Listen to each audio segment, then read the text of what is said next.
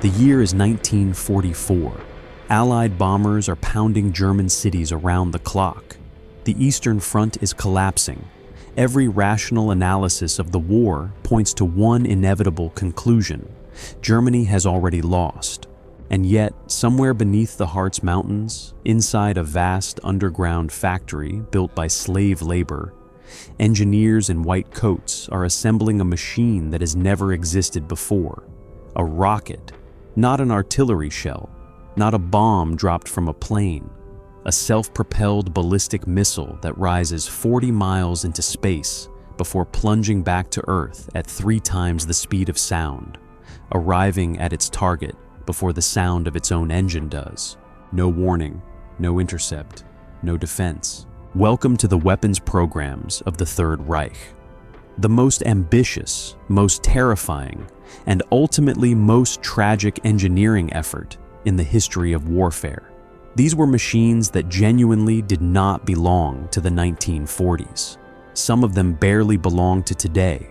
This is the story of how Nazi Germany built the future and still lost the war. Before we get to the hardware, we need to understand the mindset that produced it. By 1943, Hitler and his inner circle had accepted, on some level, that conventional military arithmetic was turning against them. The Soviet Union was producing more tanks. America was producing more aircraft. Britain was producing more ships. Germany could not win a war of industrial attrition. It had neither the raw materials, the workforce, nor the geographic depth. The answer, in Hitler's mind, was the Wunderwaffe, the wonder weapon, a single, decisive technological leap so dramatic that it would neutralize Allied numerical superiority overnight, something that conventional doctrine had no answer for. Something that would shatter enemy morale, disrupt supply lines, and buy Germany the time it needed to stabilize its collapsing fronts. This wasn't entirely delusional.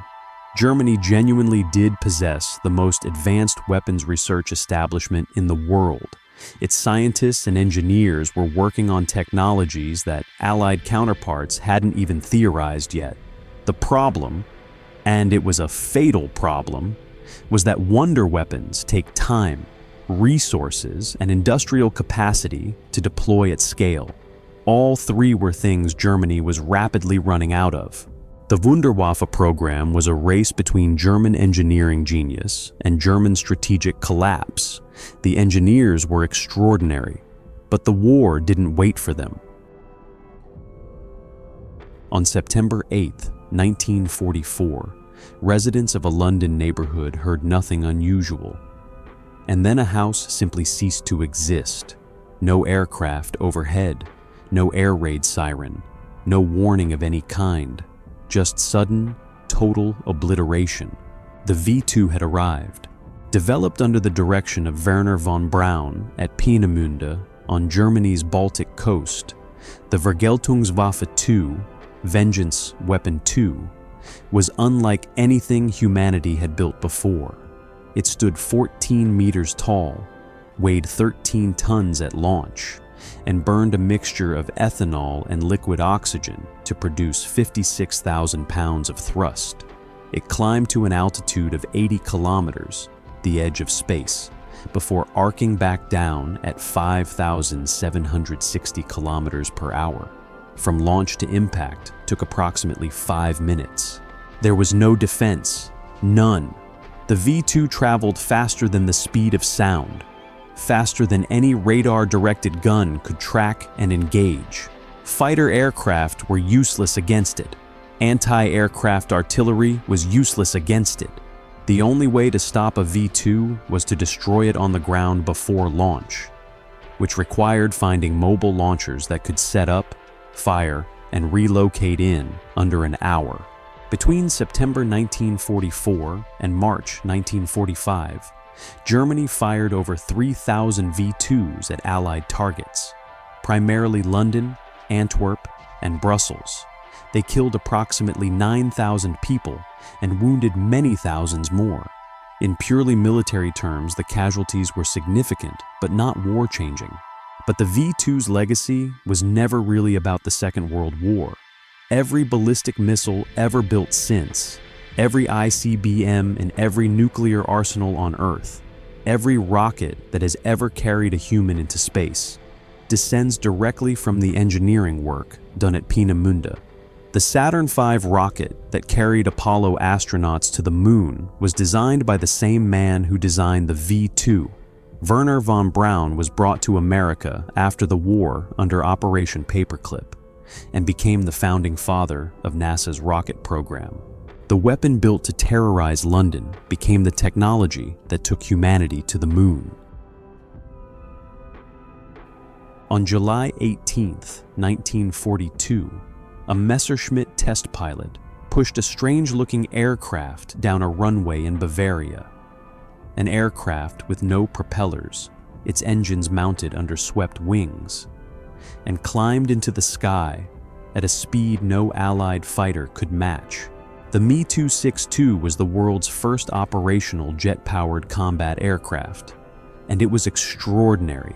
Its twin Junkers Jumo 004 engines pushed it to 870 kilometers per hour, nearly 200 kilometers per hour, faster than the best Allied piston engine fighters of the era. It carried 4 30mm cannons capable of destroying a heavy bomber with a single burst. Allied pilots who encountered it described the experience as fighting something from another dimension. By the time you saw it, it was already past you. In the hands of experienced pilots, the Me-262 was nearly untouchable in the air. German ace Franz Schall scored 17 kills flying it. Ace Heinz Baer scored 16. The aircraft was so fast that conventional dogfighting tactics were irrelevant. And yet the Me-262 did not save Germany. The reasons are a masterclass in how political interference can neutralize even the most brilliant engineering. Hitler, obsessed with offensive capability, initially insisted that the Me-262 be deployed as a high-speed bomber, strapping bombs onto an aircraft specifically designed for air superiority, degrading both its speed and its handling. His generals argued. He refused to listen. Months of critical development time were lost, redesigning a fighter into a bomber and then back into a fighter again. By the time the Me-262 reached operational units in meaningful numbers, it was late 1944. Germany was desperately short of aviation fuel. Experienced pilots were dead. Allied forces were targeting jet airfields with relentless bombing campaigns. And crucially, they had discovered the Me-262's one fatal vulnerability. Its engines were slow to spool up, making it dangerous during takeoff and landing. Allied pilots learned to lurk above German airfields and bounce the jets during their most vulnerable moments. Germany produced approximately 1,400 Me-262s. Fewer than 300 ever flew combat missions. The aircraft that could have changed the air war arrived too late, in too few numbers, mismanaged by a leadership too rigid to use it correctly. The V-2 and the Me-262 were the most famous, but they were only the surface of Germany's secret weapons effort.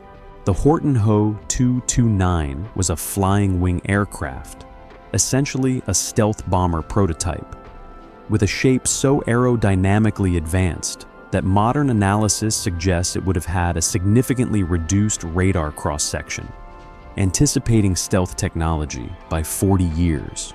Only prototypes were built before the war ended. The V-1 flying bomb, technically a cruise missile, preceded the V-2 and launched over 10,000 times against Allied targets. It was slower and interceptable, but its sheer volume strained British air defenses to breaking point and anticipated the logic of modern cruise missile saturation attacks. German engineers were working on the America Bomber, a transatlantic aircraft designed to strike New York, and on early concept studies for surface-to-air guided missiles. The Wasserfall missile program produced a radio-guided anti-aircraft weapon that anticipated modern SAM systems by a decade. The breadth of what Germany was attempting was genuinely staggering. In almost every category of modern weapons technology, jet propulsion, ballistic missiles, cruise missiles, stealth, guided weapons, German engineers in the 1940s were laying the foundations that the entire Cold War arms race would be built upon. Here is the final, uncomfortable truth about Germany's wonder weapons. They worked. Many of them worked brilliantly. The V-2 was a genuine marvel. The Me-262 was a genuine revolution. The engineering talent that produced them was real, extraordinary, and historically unprecedented. But technology does not exist in a vacuum. It exists inside a war, with timelines, resources, logistics, and the basic arithmetic of industrial production. Germany's wonder weapons came too late, in too few numbers, misallocated by poor leadership, and built on the broken backs of concentration camp prisoners, whose suffering stains every technical achievement of that program permanently. The Third Reich built the future. It just couldn't survive long enough to use it. And Germany lost the war, but the weapons it built shaped the world that came after it.